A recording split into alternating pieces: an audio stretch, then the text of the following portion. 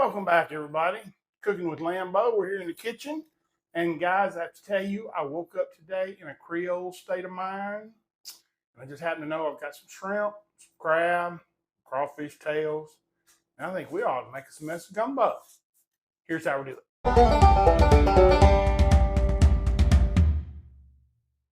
All right, guys, let's make some gumbo. We're going to start. We've got our pan heating up. We're going to put a little oil in it. For this part, I am going to use olive oil. We'll change to a little higher temp oil when we go to make our roux, along with maybe some butter today. I kind of feel like a butter mood. All right, we're going to roll our oil around. Now for this, in seafood gumbo, depending on the seafood you're using, it's going to affect a few different things. And one of them is type of sausage. Me, I'm a Conecuh guy. Only 1 pound in the seafood gumbo. You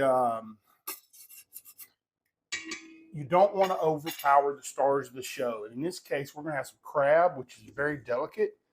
So it doesn't take too much of a flavor to overpower it, and then you lose the crab. So Conecuh is a really flavorful sausage, but it's not one that's just going to take over like an andouille or something like that would do.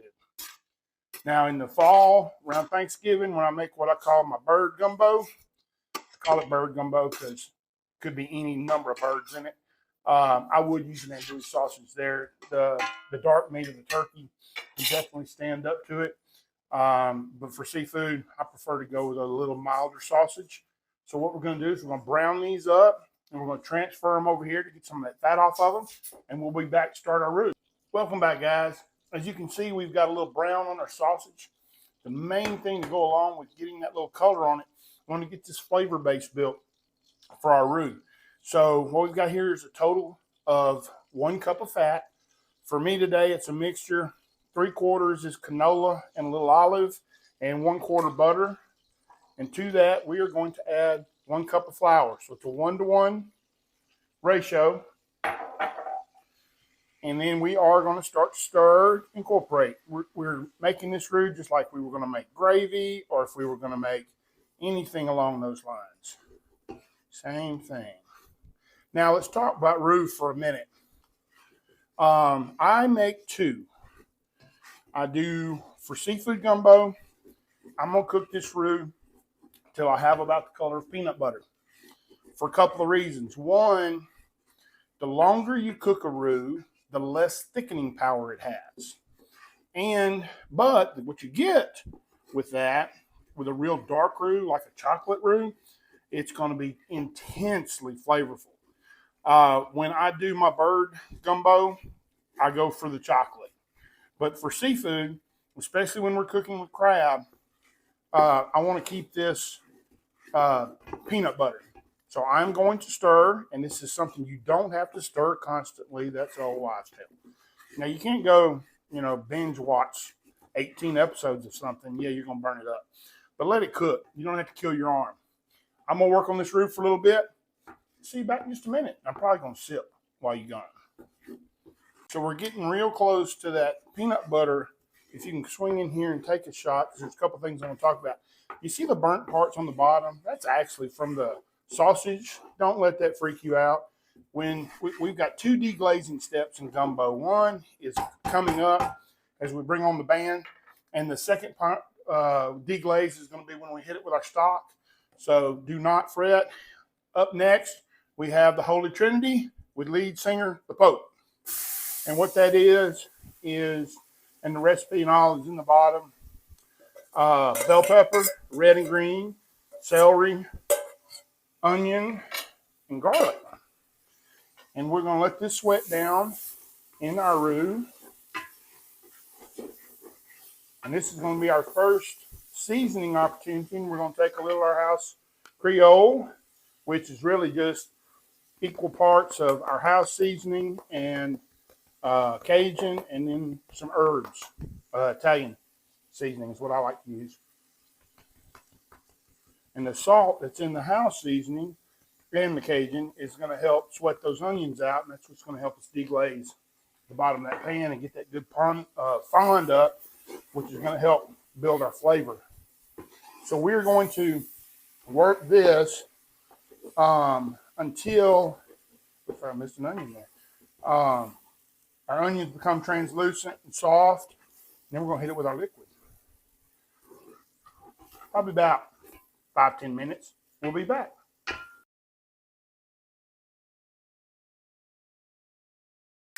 All right, so we've got our vegetables. We've got nice and soft. It's about time to move on. Everybody getting happy up in the hot tub. So let's go in with some seafood stock. 2 quarts or 3 containers. Again, all the quantities and stuff are going to be in the bottom for you guys. Hit that. One more.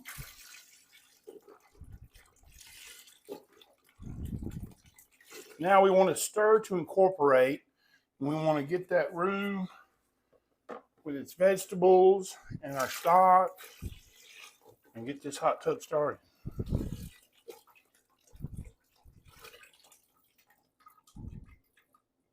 And we're going to bring this up to a simmer and boil.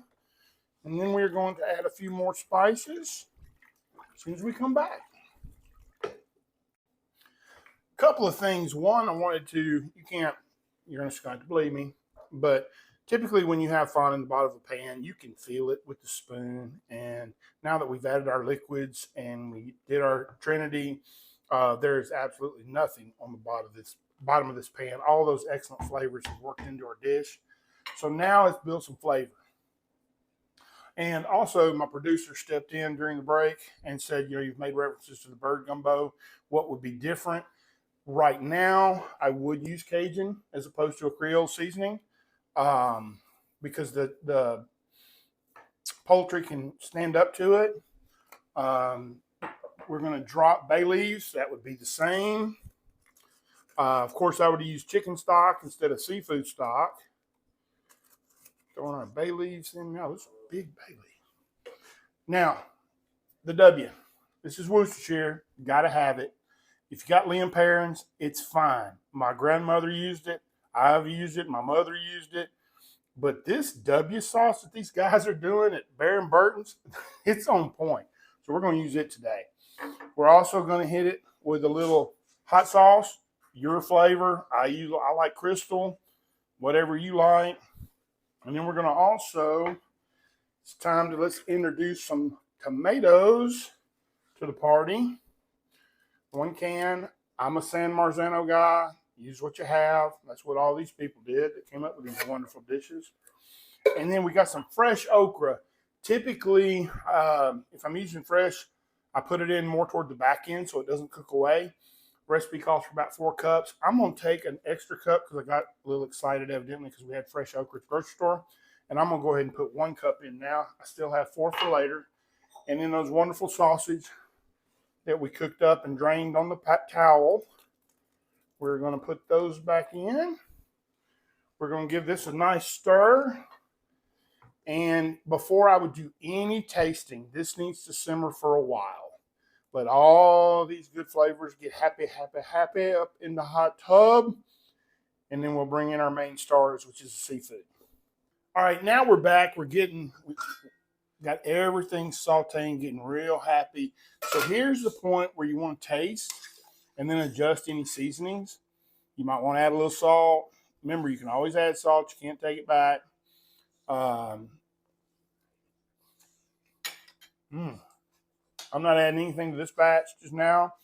Remember we talked earlier, we cooked some of the okra. It is gone. So at this point, as we come back, right before we do the seafood, we're going to go ahead and take our fresh okra, put it in, let it get happy.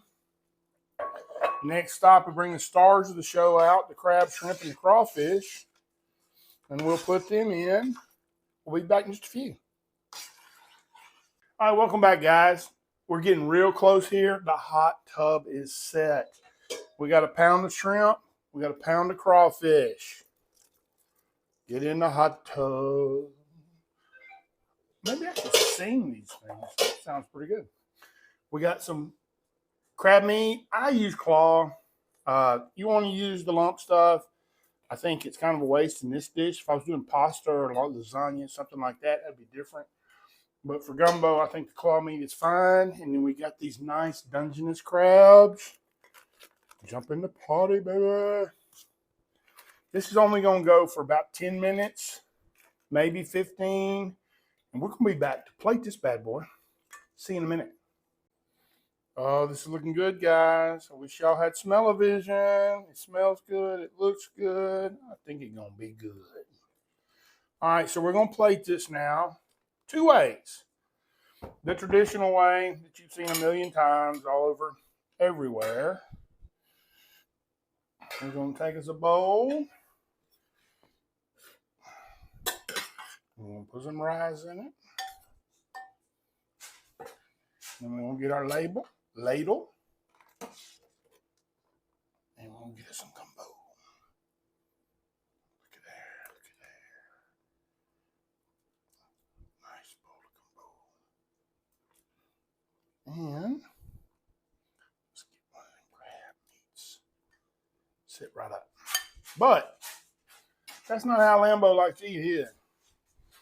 Lambo likes to do something he's never seen anywhere else. Lambo likes his seafood gumbo over some yellow rice. That's how you like to eat it. Ooh, this looks so good. This video stuff needs to hurry up and be over with, so I need this.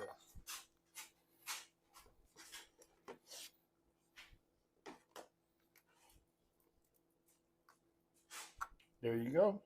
That, some French bread. You got yourself a meal. See y'all next time.